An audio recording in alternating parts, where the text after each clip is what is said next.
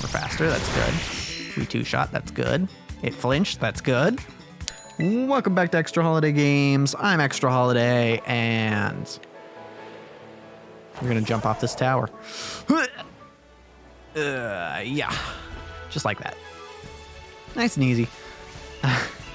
Not actually dangerous, because even if we weren't on our mount that is immune to fall damage, we could still have a phone that prevents fall damage, which is pretty neat.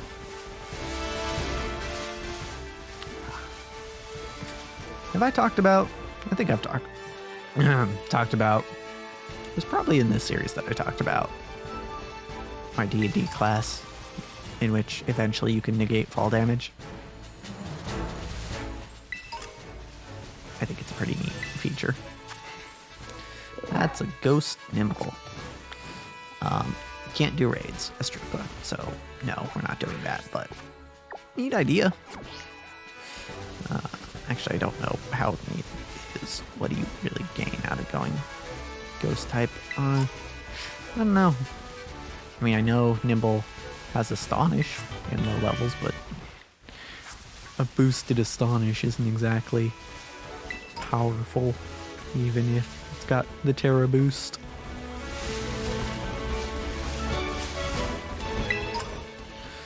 So yeah, not super impressed with that. Okay. We found everything in this area. So let's move on. Oh, okay. Potions, very good. But almost missed that. Not that a lot of these berries that I'm getting are actually pretty niche, so I probably won't have need for a Pomeg berry, but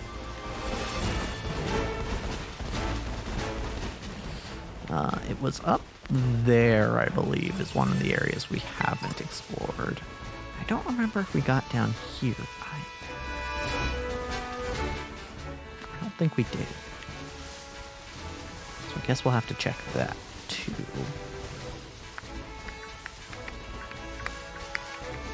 Remember, I double checked that area with Scout. Because, you know, I tend to forget things between batches. And that just tends to happen. Okay, and then that. Okay. I got distracted by the sun reflecting off the water.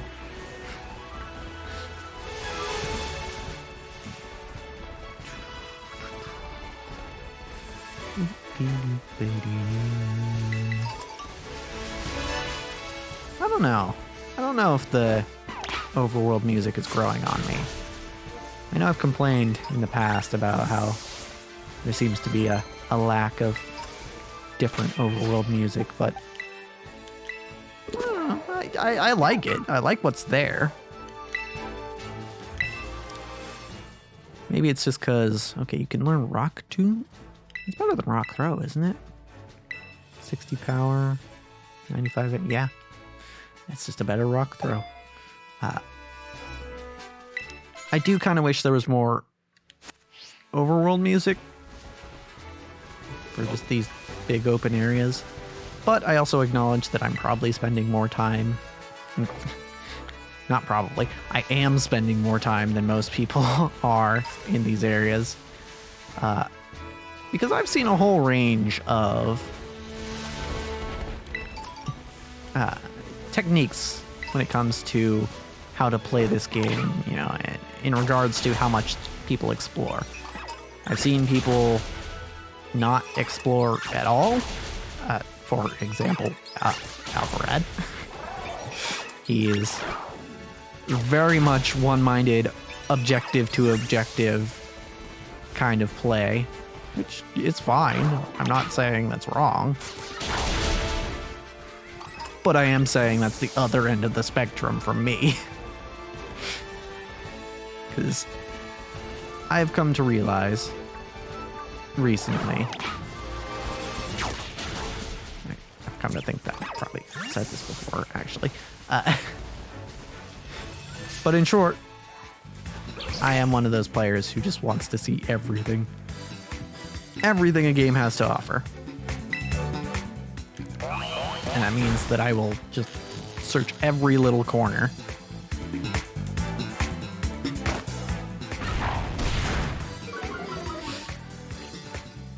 So I guess if you're looking for the most complete playthrough of any given game,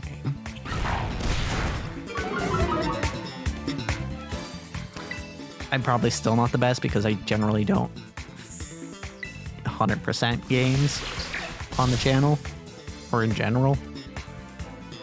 But like if you want like an 85% complete playthrough, then I guess watch my stuff.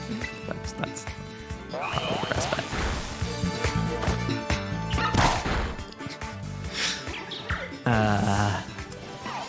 Is that really my selling point? 85% playthroughs.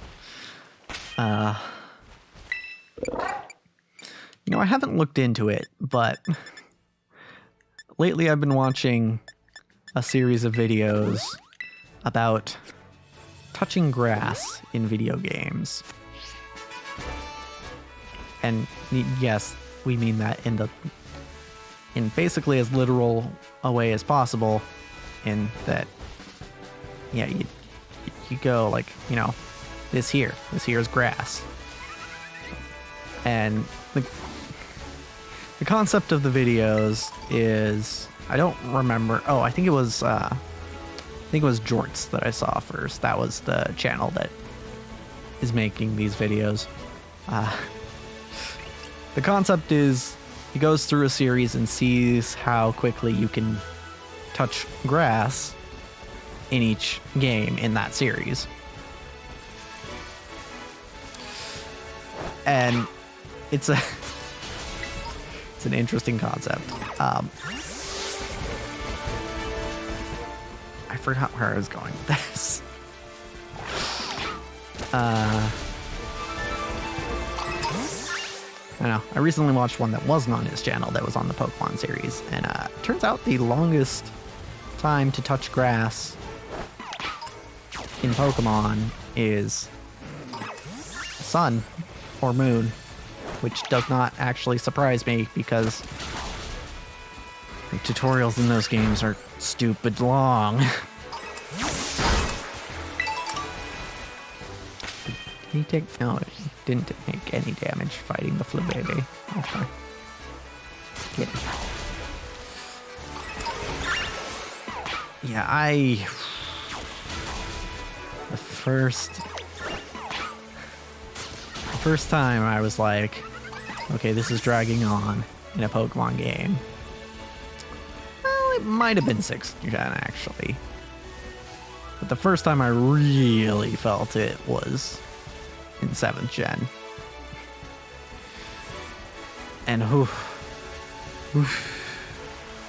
playing through Ultra Sun, I believe it was. Yeah, I went Moon and then Ultra Sun. Playing through Ultra Sun after Moon was like, it was tough. It was tough to get through that first part again. Because there's so many instances of just cutscene, or, you know, conversation, walk 3 steps, conversation, walk 3 steps, conversation. And it's like, can I play the game, please? Like, I know a lot of people felt that about Arceus and this game even. But those games, I think, are fine, because I think you can get to the core gameplay loop a lot faster in those games, which is in both this and Arceus, basically exploring. I know that's not 100% what everyone wants out of these games, but you can get there a lot faster. It's what they're meant to be about, more or less, and you can get to it faster. And honestly, it's my favorite part of games a lot of the time. Exploring, and I guess theory crafting is also a type of exploring, but yeah. So Yeah, I think Sun and Moon are probably the most egregious, and Ultra Sun and Moon didn't do too much to help that. And there are times where I want to go back. I want to go back to Sun and Moon because they're the last of the Pokemon games that I feel like I could reasonably emulate. And the only reason I emulate Pokemon games is to randomize them, just saying. Or to play other modified versions of them.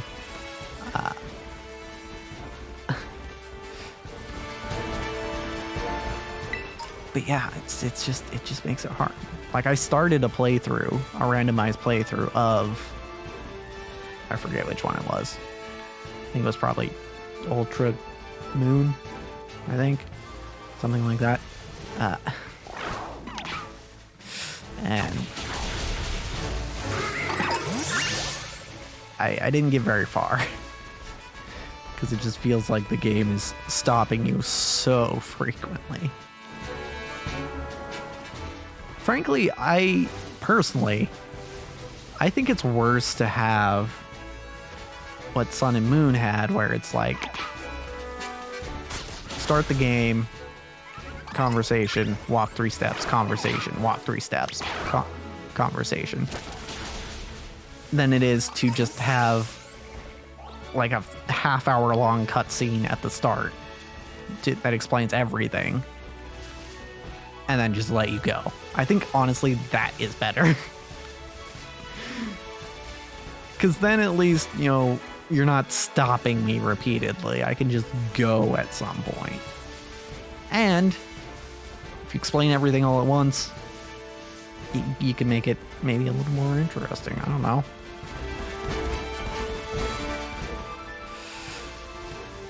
Like, there's no... Like, how fun is it, truly? Like, how much fun are you having between those 2 conversations where you walk 3 steps? It's none. It's none. It's like in other games where they have you, where the mission is just to, like, walk slowly with someone else as you and them talk. It's like, well, where... Okay, A, this is realistic, sure.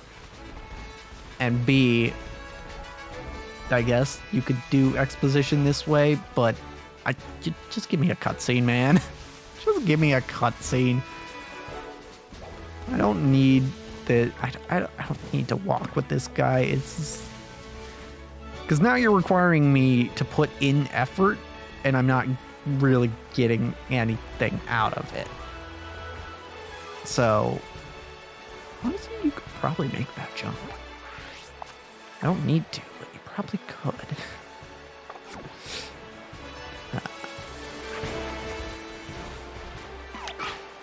Yeah.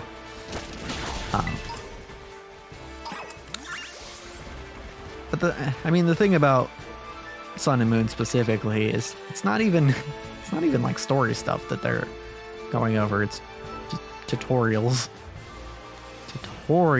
It's the tutorials that take so long. All right, and I think that's one other thing where Arceus in this game does it better, is that it's not just the tutorials, they're also introducing you to the characters, and the characters are somewhat interesting, at least.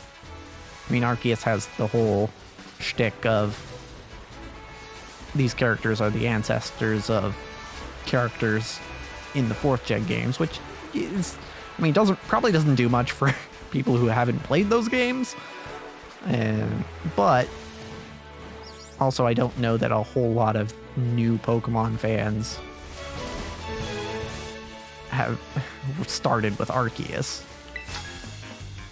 Maybe they did. Who knows? But and then this game also has characters that are actually kind of interesting. I mean, it's debatable, but I think the character writing in this is, so far, at least on par with Sword and Shield, which I thought was pretty... I thought their characters were pretty good, except for the one character. But let's not talk about him.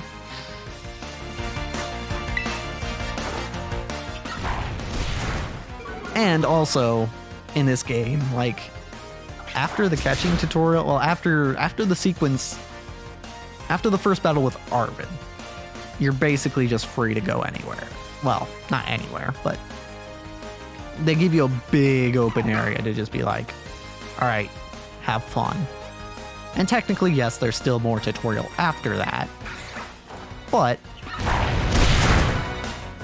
it's not like Sun and Moon where it's just like you do a little bit and then stop and do a little bit and stop. It's like, okay, here's us setting up the story and giving you basic tutorials, and then here's a whole lot of time that you could spend. And I think that's kind of one thing that I noticed in watching other people play the opening to this game, is that the people who kind of rushed through the opening more were the ones who felt like the opening was longest, if that makes sense.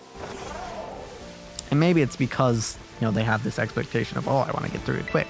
But the ones who didn't spend time exploring at all, they were the ones who were like, oh god, can I just get through this and get to the real game? When in reality, they kind of skipped part of the real game. Like, I think out of all the people I watch, only one or two people found the area to the west. Hold on, I'll look at the map. Hold on. Found this area here of Area 1. Most people just went straight for this area and then straight into Mesa Goza once they were satisfied exploring here.